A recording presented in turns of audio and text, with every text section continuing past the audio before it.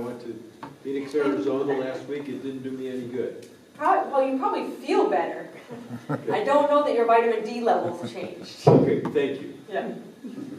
Just a word of caution on the vitamin D test. It does take a bit to mature. It isn't an overnight process that they can read right away. It takes a few days to mature. Correct. Yes. I've been doing that You for don't get several years, immediate and mine results. is now above 50. It was started at 27, and by varying the doses, I have gotten it up to what I consider okay.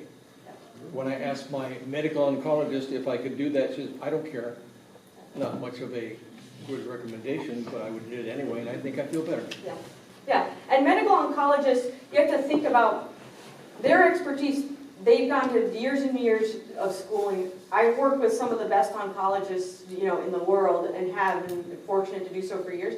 They have zero training in vitamins, nutrients, herbs. It's not their expertise. So that's why the collaboration of having a full integrative team is where you're going to get the best of all of the evidence-based medicine, pull all the pieces together, come up with the best fit plan for you as to what services you're going to use and how to use them together. And that's when you're going to get the best outcomes and have the best quality of life. Yeah. What's D3? D3, so vitamin D as in dog, and the number 3 is the active form of vitamin D. So if you're ever taking it in a supplement form, you want to make sure it's D3, not D2. It's inactive. My level was low once. They gave me 50,000 units. I don't know if it was a week or a day or something like that. Typically, they're going to give you that once a month or once a week, and then they're going to retest you. You can't stay on that dose forever. No, I know. Yeah. That was a while ago. And that's typically a D2, so they're giving the non-active form in the much higher doses. So I know that Jack had mentioned that there was some questions. I'm happy to answer or give you a 2-minute spiel. I know it's late. You guys have been a great audience. So I'm happy to discuss that. I also just wanted to say thank you very much again. There's my cards in the back, some more information. We are based out of, our office is Northwest Natural Health in Ballard. I work out of 6 different locations, anywhere from Gig Harbor to downtown Seattle to Issaquah to Edmonds to Puyallup. So don't be discouraged if you think, well, I'm never going to go to Ballard. I was just in Gig Harbor today. You are the brave one. You came to see us on I-5? Yes. Yeah. And you're here. Well, you know what? I was here in Gig Harbor all day working at multi-care, so I see patients there. They don't have to be multi-care patients. You don't have to be a patient at that facility. You can come see me there. Most of our services, my consultation services, are covered through most insurances. So if you ever have questions, you want a personalized plan, give our office a call. Do doctors always give the right kind of medicine to you? As They a got all the phys- fillers and the junk and... No, he's good. They ever You're give right. you junk? That's a loaded question. I mean, it shouldn't be a policy. I don't like to speak for other people. I can tell you that I am only going to prescribe or recommend supplements that are going to be best for an individual. And I would rather have them not take something if it had junk in it. I don't waste their time. And that's what I do for my family, that's what I do for my patients, that's what I do for my friends. Okay. Well, the repercussions be if you don't take any vitamin D. You could have further bone loss. So the way we look at it is it's a preventative type medicine. So if you want to use a preventative medicine to address symptoms, side effects, disease, to make yourself better and have a better quality of life. If you're deficient, that can lead to problems down the road and more bone loss than you would have had. It's also important for the immune system, so your immune system isn't going to function as well if you're not having adequate levels. Some people are more fatigued. I hear all the time that once they get their D levels up, they feel better mentally, energy-wise, all sorts of things. Wasn't like lifting weights and stress just good for bone density? Very different. So if you're deficient in a mineral that mineralizes the bone, actually creates the matrix, That's how you're keeping that bone healthy. Calcium and vitamin D are what bone is made up of, so you're giving that structure. When you exercise, and weight-bearing exercise, what you're doing is you're stimulating the muscle mass to put pressure to strengthen the bone health. It's not building the matrix and the nutrients that are inside the bone. So there are different, mechanisms. I would recommend do as much in any in a combination there if you can. And if you know you're going to be on a therapy that's going to deplete you, deprive you, and put you at greater risk for fractures down the road, that's why we care so much about bone health. You don't want to get a bone fracture, hip fracture down the road. You have a lot bigger problems if that's the case. So what we're trying to do is prevent the risk of osteopenic or risk of bone fracture down the road because we know this therapy is going to deprive you. Any other? Yeah? What do you think about marijuana? So that was what Jack had asked me to touch on. So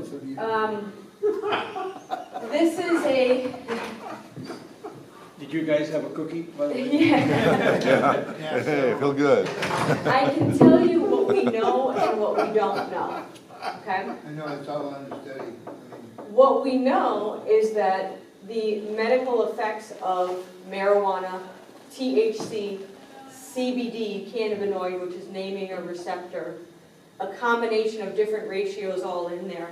We know that that has been shown to be beneficial to help stimulate appetite, to help decrease nausea, to decrease pain, to decrease anxiety, to help sleep.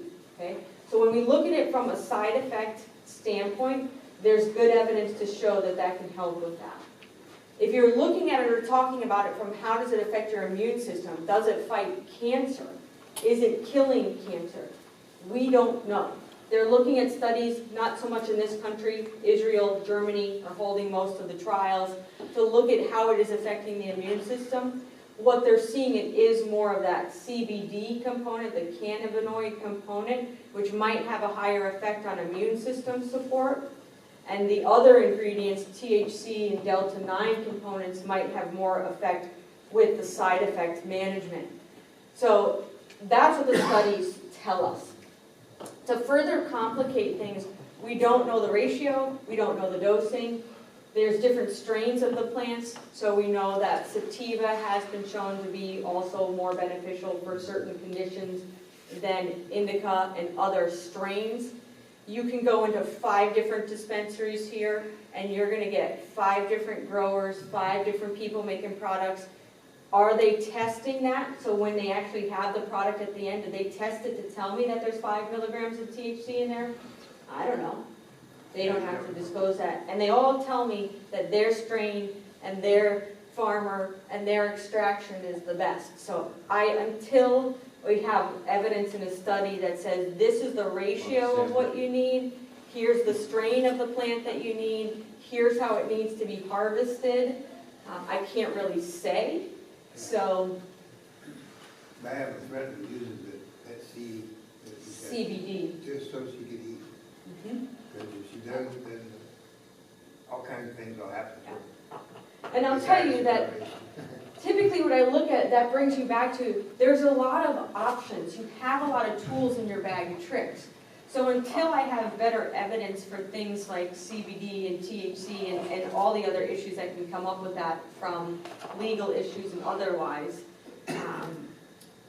I typically will go towards things I know are effective, know have evidence in it, or know are safe. CBD, THC, medical marijuana, hemp, the Rick Simpson oil, SRO, all those, I kind of just put them all in the same category because they're all in the same family.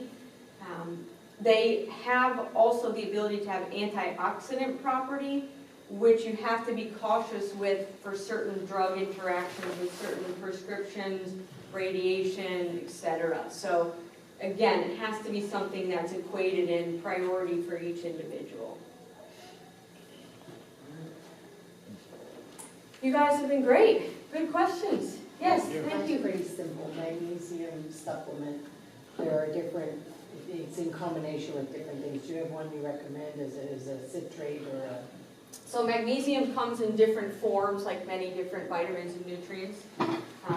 Citrate, malate, and glycinate are gonna be your most absorbable, And- easier and to the other three. assimilate. Correct, so when you look, if it says calcium citrate malate, a better absorption, a better way to assimilate it. If it says calcium carbonate, it just means that carbonate form is less easier for our system to absorb, so you're gonna absorb less. And then the glycinate is gonna be if you're looking to spare the bowels and GI tract. If you take too much magnesium, you can give yourself diarrhea, which some people wanna do when they have constipation, but if you're taking it for muscle cramps or hot flashes, you don't wanna give yourself diarrhea. So if that was a concern, I would go glycinate spares the bowel tract. So again, it's a very tricky process. You might miss something. Thank you.